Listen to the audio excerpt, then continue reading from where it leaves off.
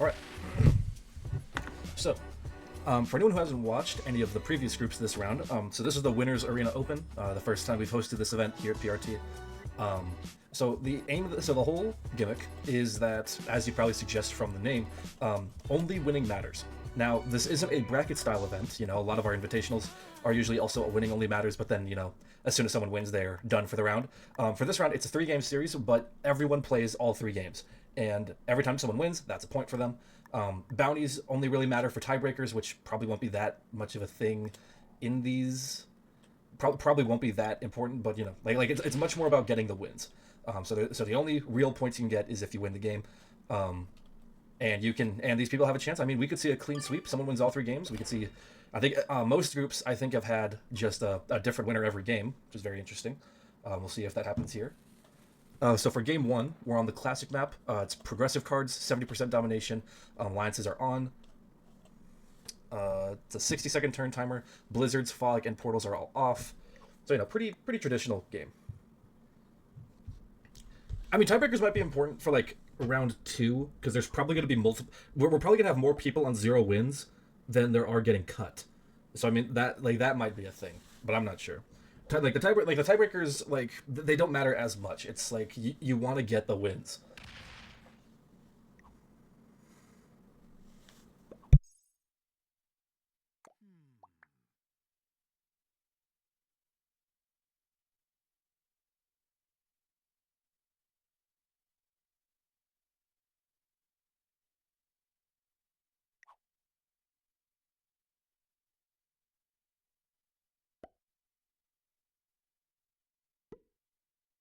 Also, just a quick rundown for this game. Also, is the whole thing in frame? Yeah, okay. Just a quick rundown for this game. So in the first position, playing as purple, is Oscar. In the second position, playing as red, is Roberto. Third position, playing as black, is Clive. Fourth position, playing as yellow, is Banana. Fifth position, playing as pink, is Dignia. And in the sixth and final position, playing as white, is Carter. Colors should be on the side. But yeah, so I mean, it's really like these settings are very much games 1 and 3 are very much probably just going to be someone gets a kill into the 70. But I have in the past groups I've broadcasted for this tournament so far this week, we've definitely seen some people get a kill and then not be able to run it into the 70. So we'll have to see if that happens. We don't know.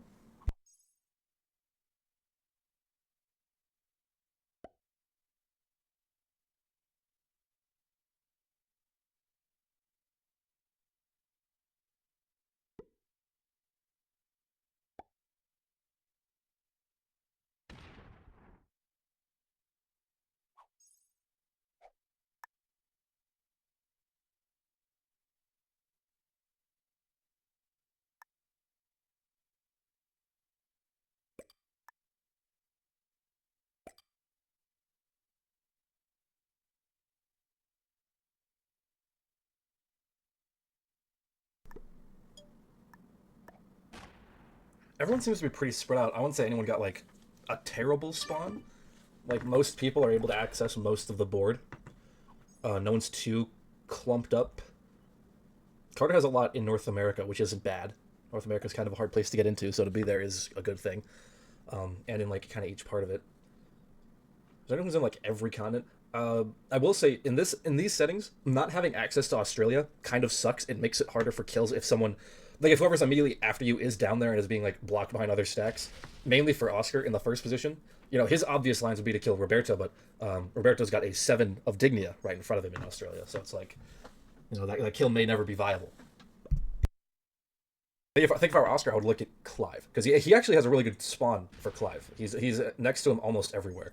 Like he has access to the Kamchatka stack, the northwestern stack, the Egypt stack. He could get to the Afghanistan stack if he needed to. Yeah, Clive's okay. I guess I would say out of everyone, Clive's spawn is probably the worst because he's not really in any corners, or at least not that much. Like he's not in South America. He's not in Australia. Everything he's got his furthest south stack is Egypt, which could be better. Banana's spawn isn't bad. He's deep in Australia, so that kind of helps him stay safe from Clive. It doesn't keep him safe from Roberto though, and Roberto's kind of got good lines on him. I mean, North Africa is a very good place to be. That's a very crucial choke point on this map, I'd say, or crucial like entryway. He's also in North America and Europe. He doesn't really have that great of access to Asia. None of his stacks can get there that cheaply.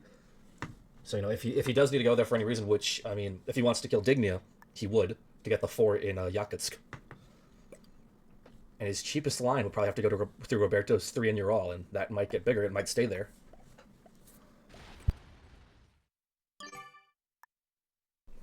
Roberto's lines on Banana are dead to rights, and man, Roberto has a lot of the board right now. 23%. 1, 2, 3, 4, 5, 6, 7, 8, 9, 10 territories. That's a lot to have on a map like this. Because the 70% is only 30 territories. This map isn't very big.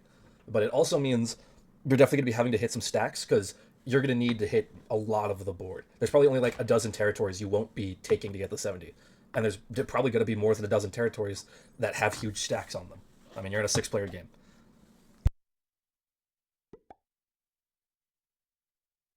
Huge stacks that aren't yours, I should clarify.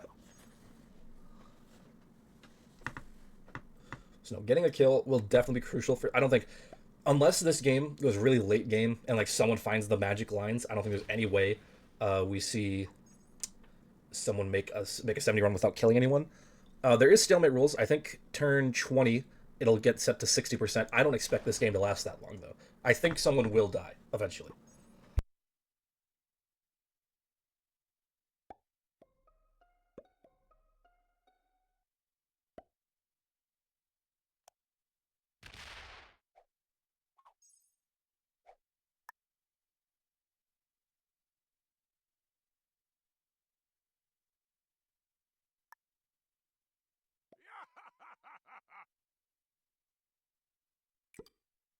I mean, Banana laughing. I'm sure he sees that Roberto has completely clean lines on him.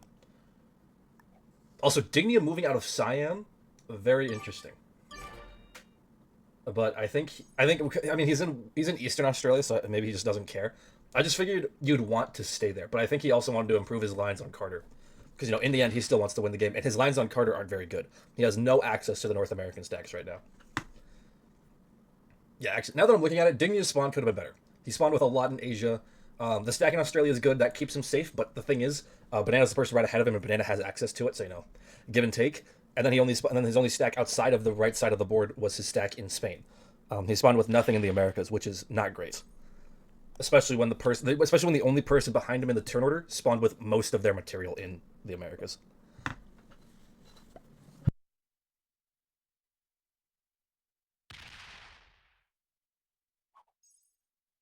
So I'd say that 6 in Mexico is definitely keeping Carter alive for the foreseeable future.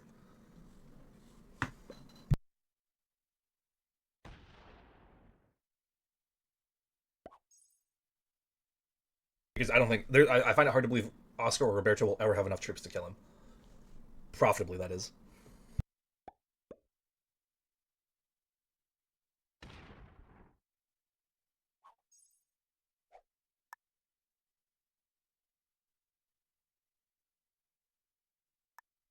But now that Dignia left Siam, Clive's lines on Banana are significantly easier.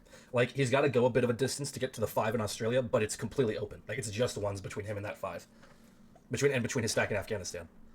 So it's like the kill is there if no one blocks it, or if I mean, like actually the 3 in Madagascar, I forgot about that. That would be an expense that maybe he couldn't afford on the second trades. As for Roberto's lines on Banana are also still really good. Banana is probably the person the most at risk here, because he's got 2 people who have pretty good lines on him, and who would both probably be able to kill him and profit enough from it to sweep into the 70.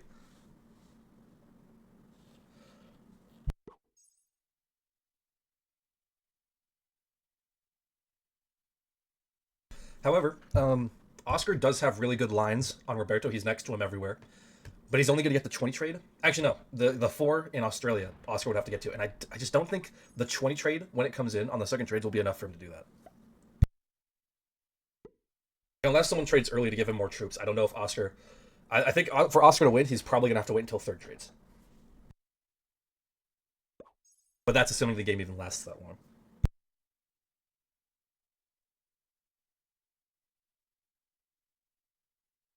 But I'm getting a bit ahead of myself. We're just on the first trades this turn.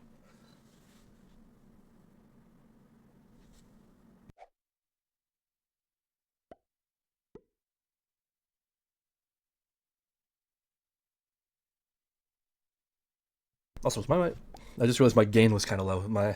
Am I louder now? That was probably kind of quiet. I didn't realize my gain was kind of turned down.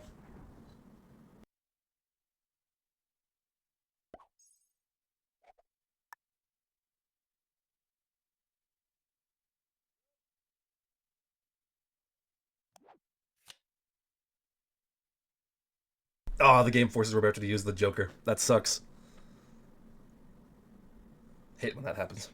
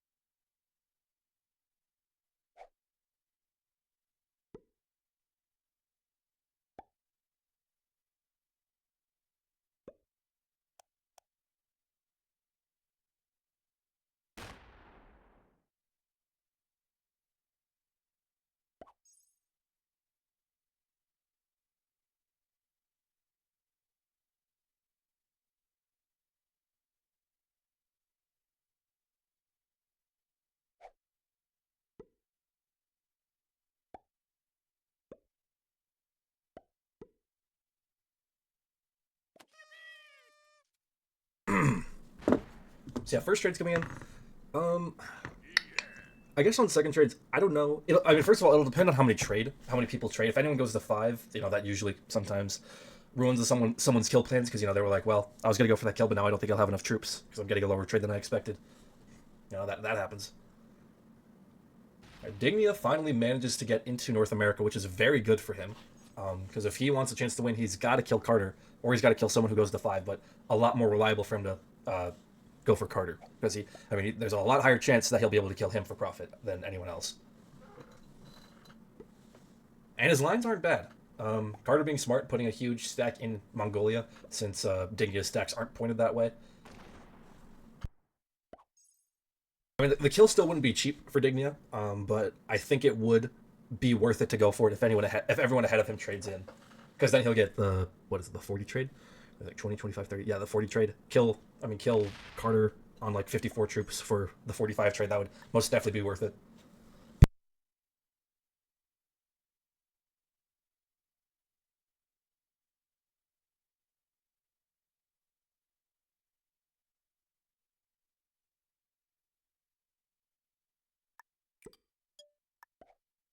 The only issue would be is that if you kill someone and everyone's already traded in ahead of you, so then the board is very clogged up with a lot of troops. Uh, do you have the 70? Do you even go for it? Which is kind of the issue for being late in the turn order on settings like this on a map this small. Is like even if you get that kill, everyone else is also on similar troop counts. Like they've all traded in, they've all made stacks, and if none of them have gone for kills, then the board is not going to be any more open than it was.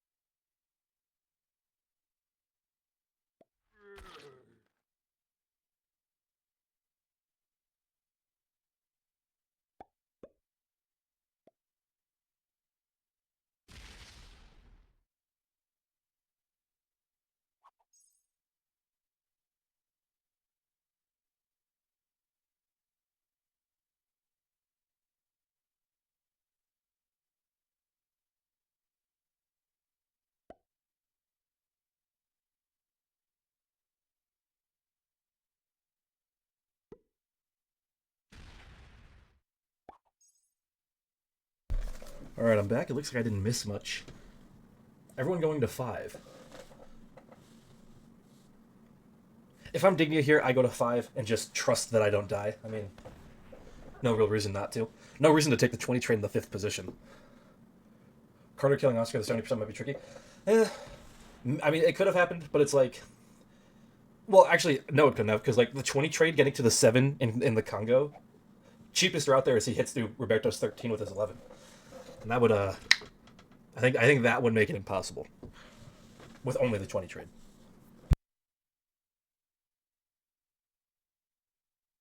Or at the very least, it would make it wildly unprofitable and probably not give him this run into the 70.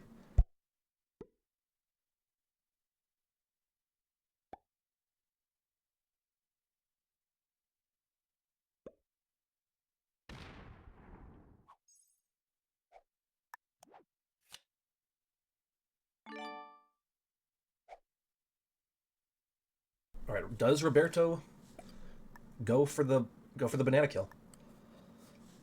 It looks like no, I think. I mean, I think he could. I definitely think it's there, personally. It wouldn't be 100%, but I think it'd be pretty high odds.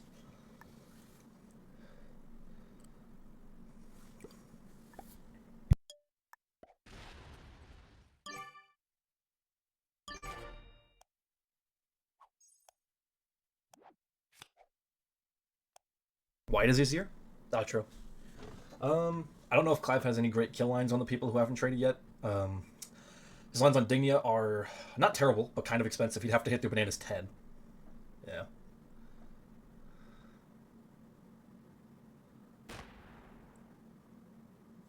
Looks like he's going to sit in Siam, though.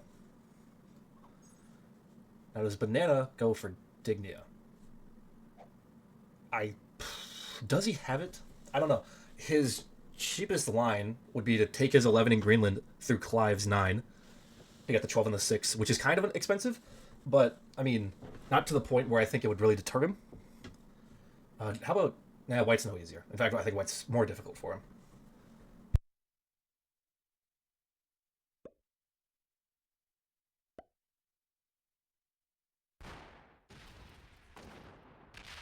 Oh, never mind. Oh, not enough. Did he get bad dice there?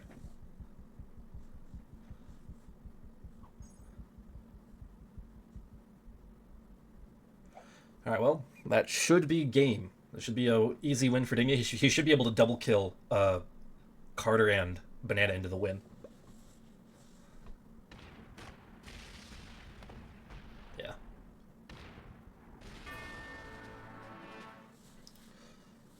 Like, he can easily go through Oscar's 13.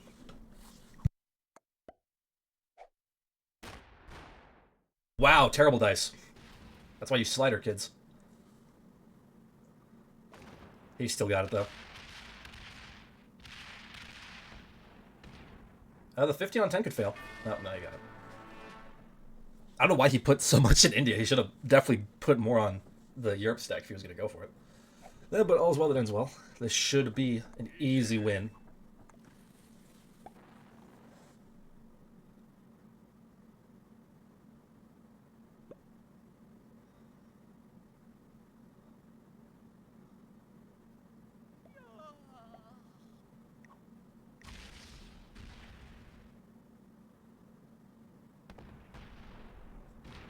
GG's. Alright, Dignia takes game 1.